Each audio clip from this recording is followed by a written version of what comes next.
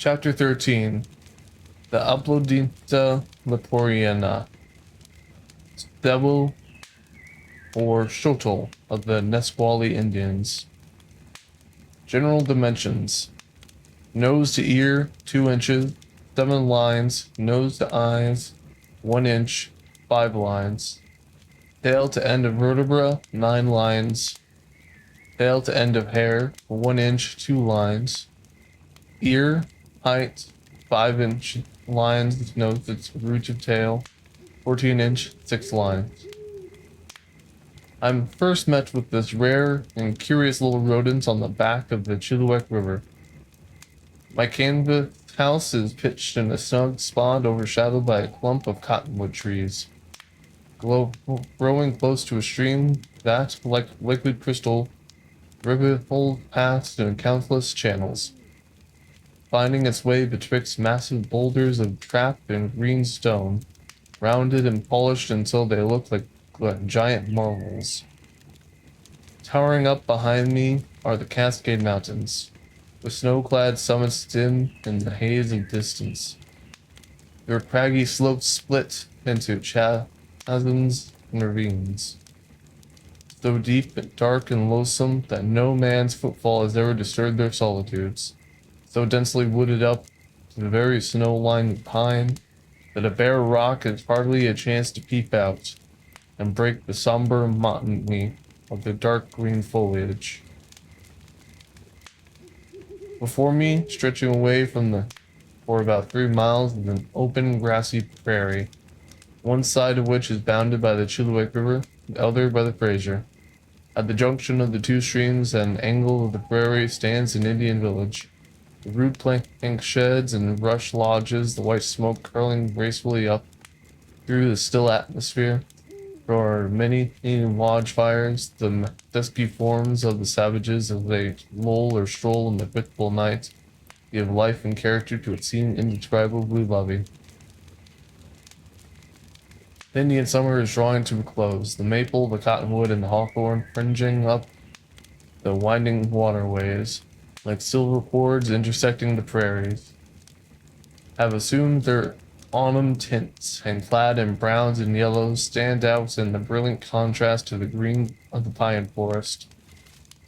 The prairie looks bright and lovely. The grass, as yet untouched by the frost fairy's fingers, waves lazily. Wildflowers of varied tints peep out from their hiding places, enjoying the last lingering summer. I have been for some time sitting on a log, admiring the sublime beauty of the scene spread out before me like a gorgeous picture. The sun was fast receding behind the hilltops. The lengthening shadows were fading and growing dimly indistinct. The birds had settled down to sleep, and the busy hum of insect life was hushed. A death-like quiet steals over everything in the wilderness. As night comes on, a stillness that is painful from its intensity, the sound of your own breathing, the crack of a branch, a stone suddenly rattling down the hillside, the howl of the coyote or the whoop of the night owl seem all intensified to an unnatural loudness.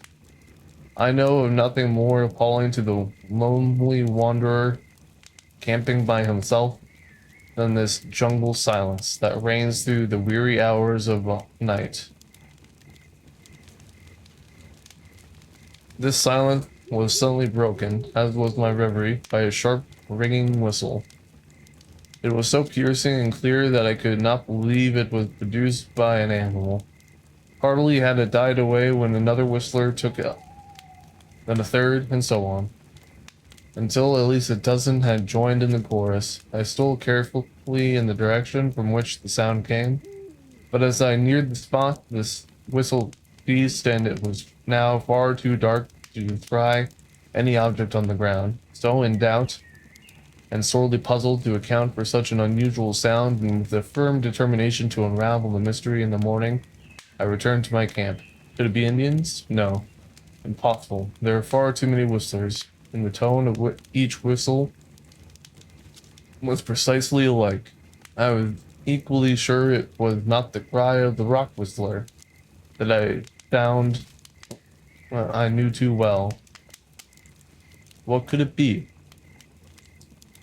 As the gray light of morning came peering into my tent, I started off to investigate the secret of the mysterious whistler.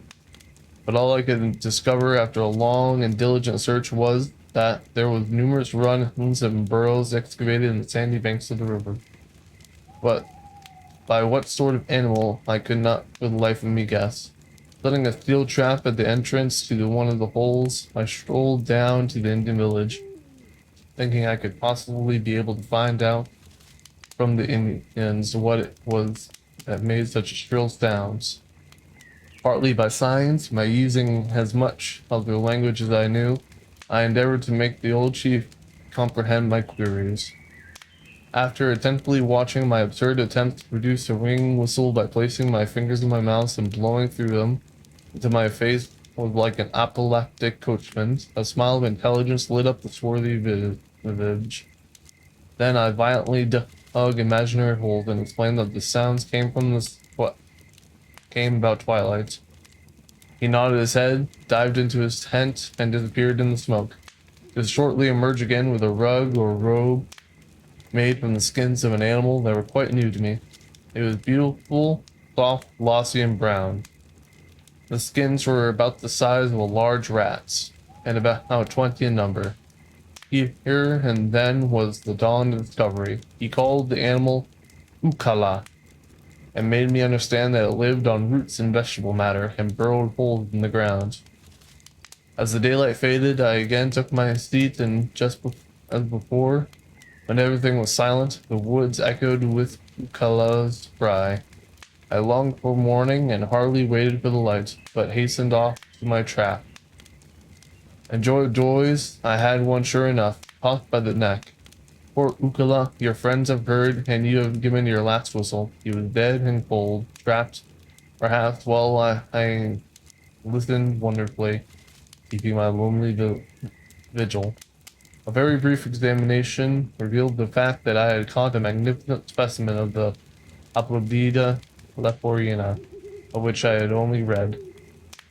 Captain Lewis and Clark obtained some vague information about this animal, which is given in their journal of travel across the Rocky Mountains in 1804. All they say of its habit is that it climbs trees and digs like a squirrel. They obtained no specimen of this animal, but saw, probably, robes made of the skin.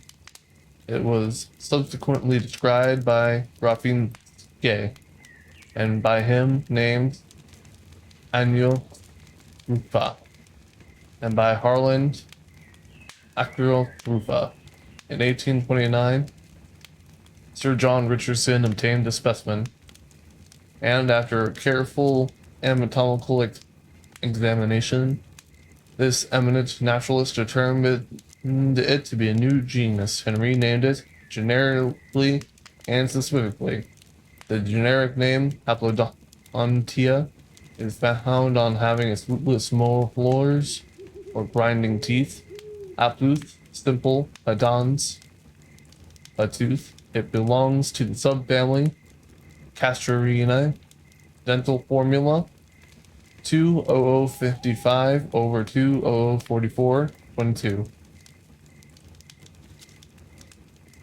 Size, that of a muskrat. Tail, very short, barely visible. Color, glossy blackish brown. Male, length about 14 inches. Female, resembling the male, but smaller.